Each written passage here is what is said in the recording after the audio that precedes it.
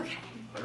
I'm Ruth Herbert, and I'm a retired family nurse practitioner. I've lived in Redmond since 1979. But I'm here representing, as a volunteer, Moms Demand Action for Gun Sense in America. And what we are is a gun sense. We promote gun safety through legislation, education. We're a grassroots organization of men, women, students. We have a big survivors group for survivors of gun violence.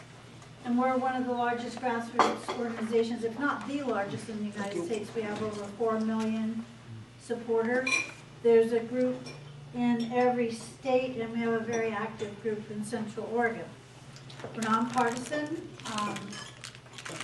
We are not against the Second Amendment. We believe that Second Amendment and gun safety go hand in hand. So what I'd like to talk to you about today is a public information campaign that we have about Oregon's red flag law. Have any of you heard about a red flag laws? Okay, good. So we have a little dog and pony show that will come to your organization and do a little talk. It centers around gun suicide, which can be a sensitive topic. Hopefully it doesn't trigger a lot of stuff in any of you, but I'm not going to give you the whole spiel and the whole PowerPoint. I'm going to kind of skip around a little bit. But it's a, I got to get my script. It's a scripted program that's developed by, is this one? Bless you. It's developed by Everytown for Gun Safety, which is a national organization actually funded by Bloomberg. He funds a lot of things these days. But it's scripted. They developed it through research with focus groups of using terminology and things that seem to work with people. Because when you're talking about particularly suicide with guns, it can be pretty sensitive. So I'm going to just kind of go through this and let's save questions to the end. I don't want to get in an argument about the Second Amendment. This is just talking about a law that we already have. And I'd be happy to talk to you afterwards too. So, what happened? Cable loose. There you go. There you go. It's going. Oh, good. Look behind me and freak out.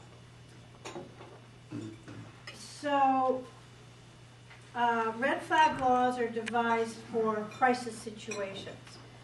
So if you have someone in your family or a friend or a neighbor who is in crisis, say threatening suicide, of course threatening others, but this, we're going to particularly focus on suicide. One of the crucial questions to ask is, do they have access to a gun? And the reason for this is that firearm suicide is extremely prevalent in this country. And Oregon is 9th in the nation for suicide. Over 22,000 Americans die by gun suicide annually, and over 2/3 of the gun deaths are due to suicide. It's not mass school shootings or gang violence or that sort of thing. It's suicide. White, middle-aged men in rural areas are the highest risk group, but it's really increasing in teens, especially teen girls. And we had, I think, 6 adolescent suicides in Deschutes County last year, which is a lot. The problem with guns and suicide is that it's uniquely lethal. So if you try to take your life with a gun, you have an 85% chance of succeeding. But if you try to take your life by some other means, you only have a 5% chance of succeeding. And an interesting fact is that you might think that if people go on to have a suicide attempt and they fail, that they'll just find another method and go on and commit suicide, but they really don't. The research shows that most people don't die by suicide if they've had one attempt. That's not 100%, but if you can get them through the crisis period, you can perhaps save a life. So if someone's in crisis, and of course it's scary, what do? Well, you want to talk to them. You want to try to get them help, and if you do know they have access to guns, you want to try to get the guns away until they're safe. But if all else fails, and it really is a crisis situation, and you're really concerned about a loved one, that's where the red flag orders come in. So they're known by different names in different states. Here it's called an extreme risk protection order. They're called gun restraining orders in California, different names, but they all pretty much function the same way. 17 states and the District of Columbia have these red flag laws now, and there has been some work at the federal level to try to get a national one, but nothing's moving there. So if it's issued by a court, if someone's found to be a significant risk for harming themselves or someone else with a gun, and it temporarily prohibits them from possessing or purchasing guns, and it requires that the guns are held, they can be held by law enforcement or a third party. It could be a family member if they're a licensed if they're licensed to have guns.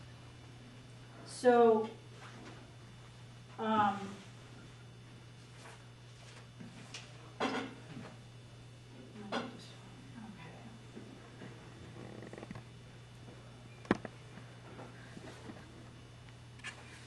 trying to not just read the script. So if you're in a situation where you see your loved one struggling and they do have access to guns, what you can do is think about the red flag order or extreme risk protection order. This can be put into effect quickly. It's an emergency intervention. They're temporary. It's all temporary. None of this goes on and on. I'll talk about the specifics of more than one in a minute. They respect due process. They don't result in any kind of criminal record. Nothing is a violation of the law. And another thing that's really important is that it's not triggered by somebody who doesn't have to have a mental illness diagnosis. Because the vast majority of people with mental health diagnoses aren't violent. And most people who do commit gun violence, even the mass shootings that have occurred, have not been diagnosed. They haven't seen a psychiatrist and gotten a diagnosis. So what they take into account is their behavior, the report of their behavior, and it has to be pretty extreme. I'm not going to go into a lot of real-life scenarios. They've been used in domestic violence situations frequently, people threatening suicide.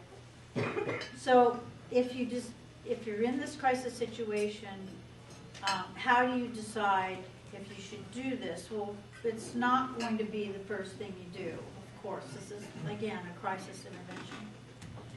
But you contact law enforcement, or you can petition the court yourself if you are an immediate family member or household member. That has to be a spouse, a sibling, somebody living in the household. But if that situation is that isn't the situation, then you can go to law enforcement. Usually you talk to law enforcement first anyway. Then you go to the court and you have to appear in the court, but they have to see you within 24 hours or as soon 24 hours from when the court's open again. If the court finds the person poses an imminent threat to themselves or others, then they issue the extreme risk protection order, and immediately law enforcement will go out and remove the guns, hold the guns temporarily, and they also won't be able to purchase. But then the person has the right to request a hearing. So if you're petitioning the court, you go appear before the court. You have to convince a judge that this is a real threat, that it's not conjecture, and then they take the guns. But then the person who has the petition filed against them has a right to request a hearing within 30 days. And then if they have a hearing, the court hears both sides. If a final order is issued, then they're usually prohibited for 1 year. You can petition to have it lifted sooner than that, but at the end of 1 year, they get their guns back. They can purchase again, unless the whole process is renewed and started all over again. So, and I already said that, no criminal record.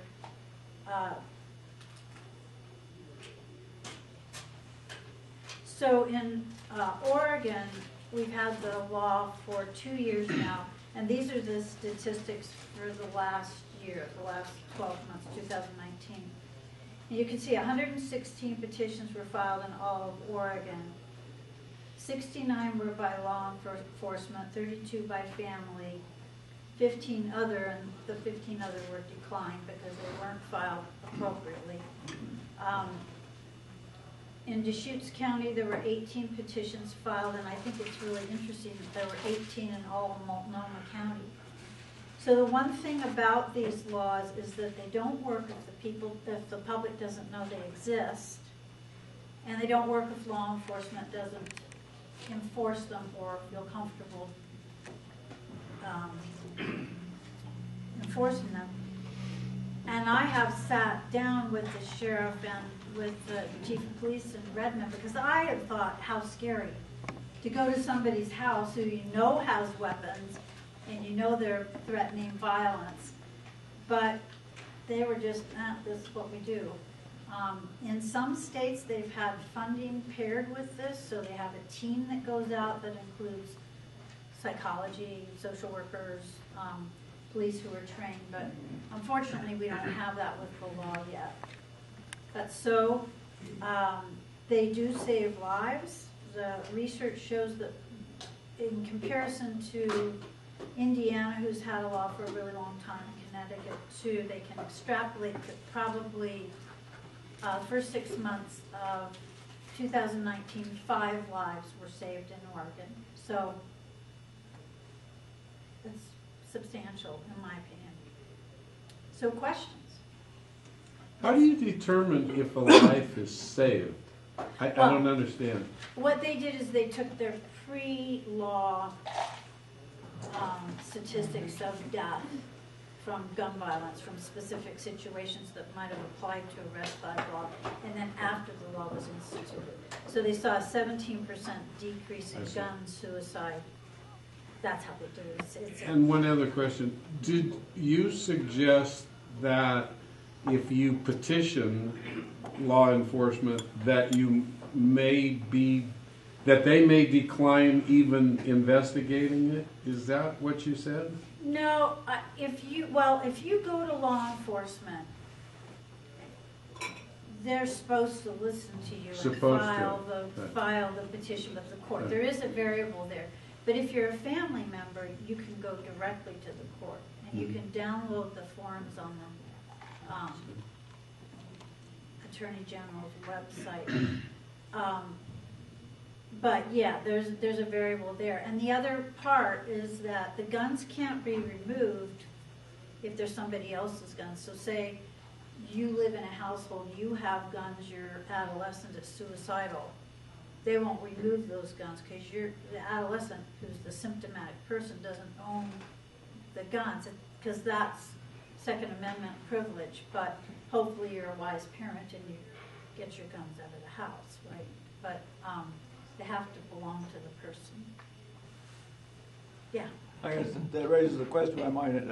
Having been an educator, talk to young folks who were very, very depressed, and you were very concerned that they might or might not commit suicide.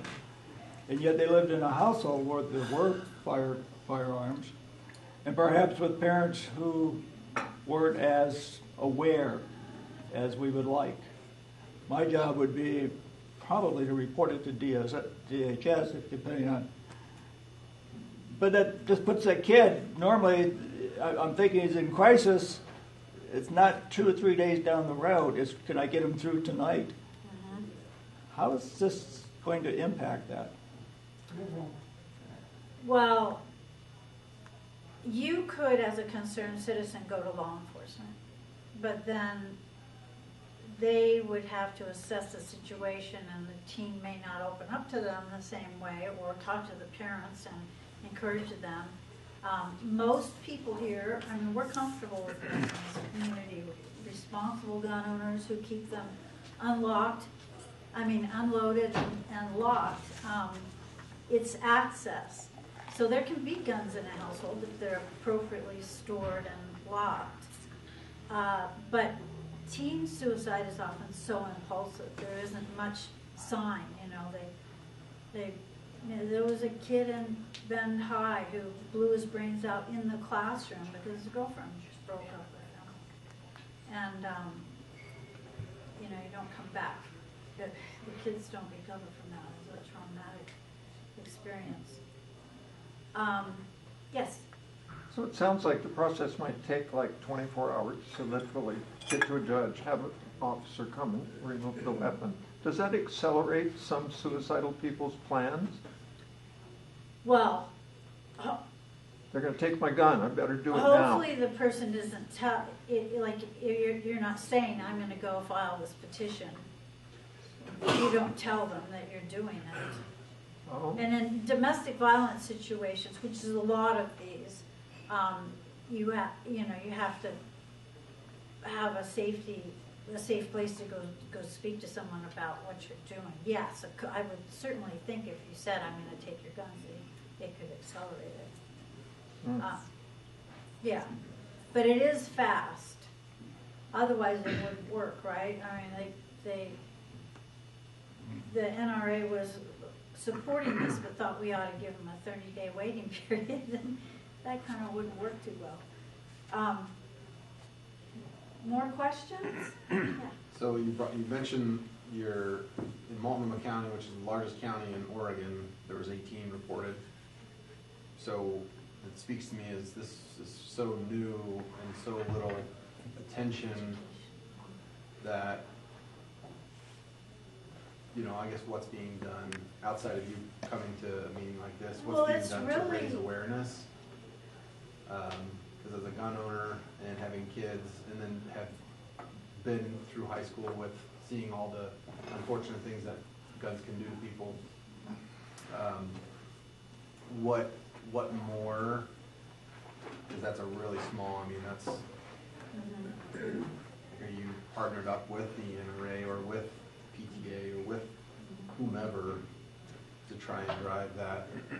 So we have, Moms Demand Action has several different things that they do. This, as far as the red flag laws, is this educational program. And in Oregon, there aren't any other funds right now for educating people. So we're trying to get the word out. And if you have any groups that you think it would be good to speak to, because once we started doing more in Deschutes County, the numbers went way up. But yeah, in Multnomah County, seems they should have a lot more.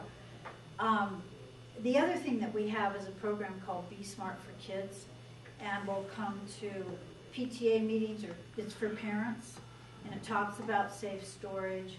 It talks about when you send your kid to a friend's house, you might ask about, if they have a peanut allergy, you ask about peanuts, but people are uncomfortable asking about guns. So we're trying to condition people to say, do you have unsecured weapons in your home before I send my child over there to play? The other thing that we're doing right now in Hanover, and Truman are working on this, their moms, is a safe storage bill that's before the legislature right now. So that it would, like I say, most people are responsible, but some people are very irresponsible. So It's to change the behavior of people who are casual with their guns, so that if they can't get their hands on their gun, kids aren't going to shoot themselves. And there was just another one up in Portland yesterday, a 4-year-old who shot himself in the face with the gun that he found. So those are the other things we're doing. But yes, you're right. There needs to be a lot more education around it. And this is a crisis tool. It's, it's a very small part. There was a law passed last year so that if you've been convicted of domestic violence, that a misdemeanor conviction of domestic violence, then your guns are removed. And it didn't used to be that. You just couldn't purchase. But now your guns are removed. So that was something we worked on last year. Other questions? Where do they store the guns? Oh, law enforcement will keep them for you, or you can take them to a gun shop, or you can give them to somebody else who's licensed. Who Yeah. has, yeah. I would suggest that the people, moms, who are truly interested in preventing suicide. I think suicide is different from mass shootings. I'm all in favor of all those programs to teach gun safety, to keep guns locked up, unloaded at home, all those sorts of things. They're not going to prevent, regardless of what the statistics suggest by retrospection, they're not going to present an impulsive suicide by a gun in a teenager. They'll find one somewhere. I would suggest that those people, myself included, who are interested in preventing suicide on an impulsive nature in the depressed teenager, look to change the red flag law with respect to suicide to place the youngster or young adult into protective custody. Removing the teenager's gun does nothing about the dad's gun. It only aggravates the conversation in society between gun advocates and gun opposition. And it's going to, I think, do much more good in preventing that particular suicide if the youngster is protected rather than if the police go in and remove a gun from the house. Well, I think I get your point, and that's a really interesting point, because but if there isn't a gun in immediate access in the home, if there's even a delay of a few hours, it can often change the dynamic. So if they have to go across town to get a gun, that's part of it. But also, I don't know, I mean, it's interesting. Do you think you could put a child in protective custody if their parents wouldn't give up their guns or something? Is that what you're thinking? doctors. No, I think it's totally It different. takes 2 doctors, yeah, right. And that's a mental health hold. Not necessarily. You can, that's why I think the law needs to be changed, yes. For mental illness and involuntary incarceration and or asylum admission, you need 2 doctors. That's not true in the case of someone who represents a risk to himself or others. You can present it to the judge. You can take it to the court. You don't need to have 2 doctors. If you make your argument sufficiently, the judge has the option of protective custody. Now, the type of protective custody, all that sort of thing, Right. may need to be written into the law. But what is your documentation for the statement that if a gun is not immediately available, there will not be a suicide? You know, I don't have that right here, but there has been research on okay, right now we're talking about adolescents and teenagers. Sometimes in older adults it tends to be more methodical and planned, and that's a whole different thing. Right. They can, and those are hard to prevent. But if it's a loved one, you know, like it's a parent who's worried about their child, that doesn't require a red flag order a lot of times, because a lot of times they're too young to purchase it, and you can just get those guns out of the house. But there is research that if right in the crisis situation, if they don't have access to a gun, it decreases the death by gun violence. So I can. Oh, that's true. Yeah. It'll decrease the suicide by gun, Yes. but I would suggest that there is no documentation that it prevents the suicide. Well, there is, if they attempt, as I showed on that prior slide, if they attempt with the gun, they have 85% chance of succeeding, but if they try a different method, then it's only 2% that they'll die. They may try, but they won't die from it. I would Yeah. agree with that too. Yeah. It's more certain if you smoke a gun Right, than if you take a bunch of pills. right. But So on Moms Demand Action, do you have other questions about moms? We have fun, we have monthly meetings, we have various speakers, and Why is it moms, not dads? I know, I have problems with the name too. They fashioned themselves after Moms Against Drunk Drivers, which was really, really successful. Yeah. And so, yeah, we welcome men. Like I said, Truman's a member, and we have lots of men, but it is a turnoff to a lot of men. I know. We don't have dads against drunk driving, but we have moms. I know. Well, Observation. we're activists. It was started by Shannon Watts, who started, it was after the Sandy Hook massacre, and she just started an online group, and it's grown and grown and grown and grown. And we had about 300 people in Salem last week lobbying for the safe storage bill. So anyway, so there's a sign up there if any of you are interested in mom's information or to come to one of our meetings. Yeah.